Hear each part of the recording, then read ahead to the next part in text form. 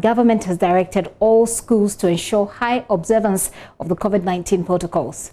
Deputy Minister for Education, Dr. Yawoseyeduchum, says safety measures adopted during the peak of the pandemic will and should be maintained. This comes in the wake of a government directive on the reopening of schools for all second-year students in both junior and senior high school levels to start today. Nanaya Ojima has been visiting some schools in Kumasi. He has this report. Senior high school students on Green Track were home for almost 7 months, a measure adopted to check the spread of COVID-19. Boarding students in all senior high schools visited have started reporting to school in their face masks. Security men at Kumasi Secondary Technical School took temperature of students and visitors before allowing them access to the school. Veronica buckets were seen at vantage points while students are handed hand sanitizers and nose masks for protection. Other schools, including Opokwari School and Anglican Senior High School, were spotted observing same protocols. Deputy Education Minister Dr. Educhum says government is learning from experience. I think the interesting thing is that protocol observance in schools are on the higher side because authority figures are there. So I think in schools the protocols will be better observed than home. So I'm excited to see that the President has given permission for Form 2s to come to school, and they are coming. And I think the good news is that when they come, headmasters are going to do what they did, even with the final year students in there. That was the peak. In some basic schools, including Great Rock of Ages International and Assemboys JHS, active lessons had started.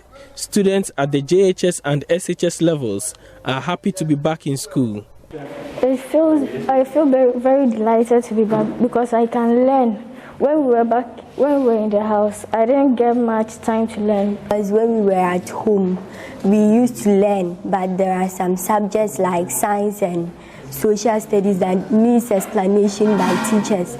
Wearing of the nose masks, the sanitizing, Verica market is everywhere. So the protocols is good.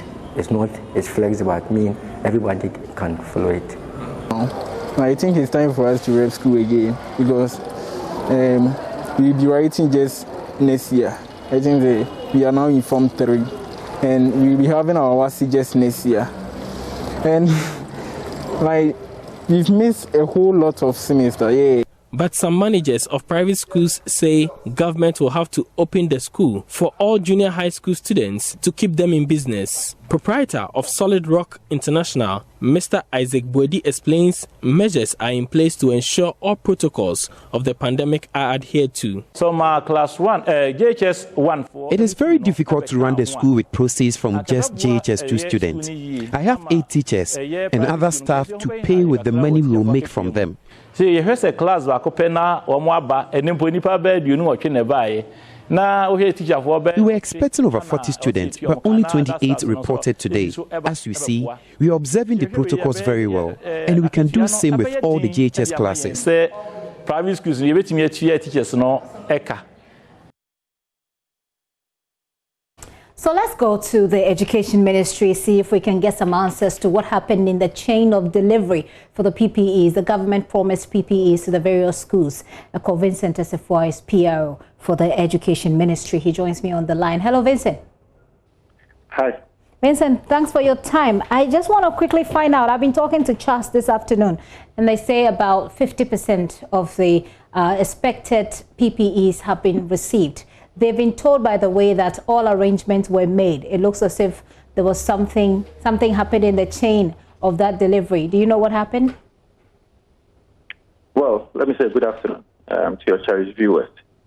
First and foremost, it is instructive to note that the government has been committed and is still committed in ensuring that there is no truncation as far as senior high school and junior high school students are concerned, especially for those who were not able to complete their second term and their third term and second semester respectively. Now, we have already indicated that we have to ensure that every school or every student is able to get all these PPEs. However, because of the system that we run, sometimes there may be some delays.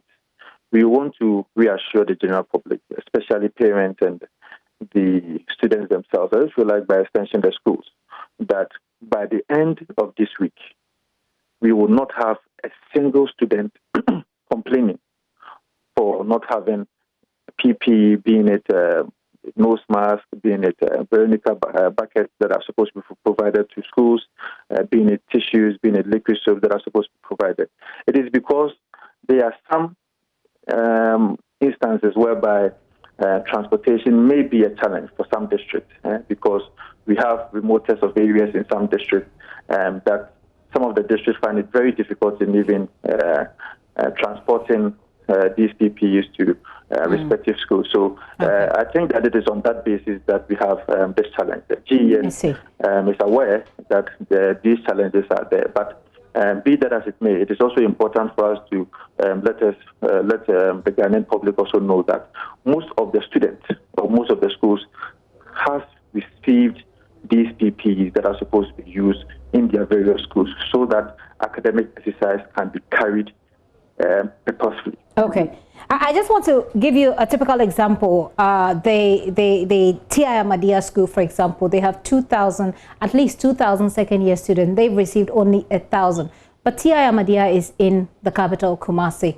Transport is not really an issue there. Do you know what may have happened?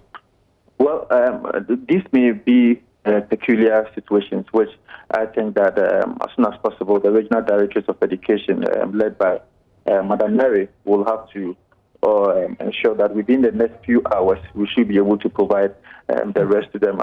When I was indicating some of the challenges, I didn't say that transportation is sacrosanct to all the challenges that we have. I lifted that out. I lifted that out as an example for you to speak to because it's a known example. I mean, and I have the But the GES will quickly deal with such instances, especially in schools that are in the middle of the city, like TI Ahmadiyya, as you just said. But clearly, there may be a challenge that we may have to look into. If 1,000 have already been sent, whereby we have about 2,000 schools, it means that clearly there's a certain problem that we may have to look at as soon as possible.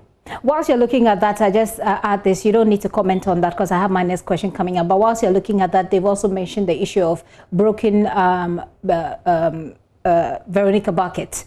Broken Veronica buckets and Veronica buckets that don't work, which was also an issue previously when we allowed the senior high, the final year students to go and finish up their paper. Like I said, you don't need to comment on that. The next question I want you to address, by the way, is the extension of contact hours. Some of the students we've been talking to are saying it's been what, 7 months of staying at home.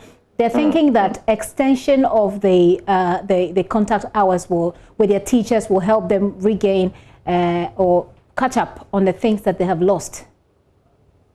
Well, with issues of contact hours, I believe that it will lie within the ambit of, especially in the senior high school, the free SHS secretariats and the GES, if you like. The GES and the free SHS secretariats, I believe, have done a number of stakeholder consultations before the reopening of schools. And yes, it is true that it may be appropriate if the GES and the free SHS secretariat, especially for those in the senior high school, would ensure that there is an extension as far as the contact hours are concerned. But be that as it may, I think that these are issues that will have to also be addressed by the free SHS secretariat and the Ghana Education Service as well, so that if it is proper, if it is right that we have to extend the contact hours, so be it. But as we speak, we know that they've been in the house for 7 months. It is because of COVID-19, which is not something that all of us expected. Be that as it may, it is also the commitment of the government that we will not truncate their studies and also ensure that they will be able to complete as their counterparts in senior high school 3 and junior high school 3 was able to complete. And so the general objective or vision of the government and the Ghana Education Service is that we need to make sure that they will be able to complete their 3rd term and their 2nd semester. Whatever it takes for us to get the quality of the education that we want, it is a commitment of the GES and the free SHS to ensure that we do that.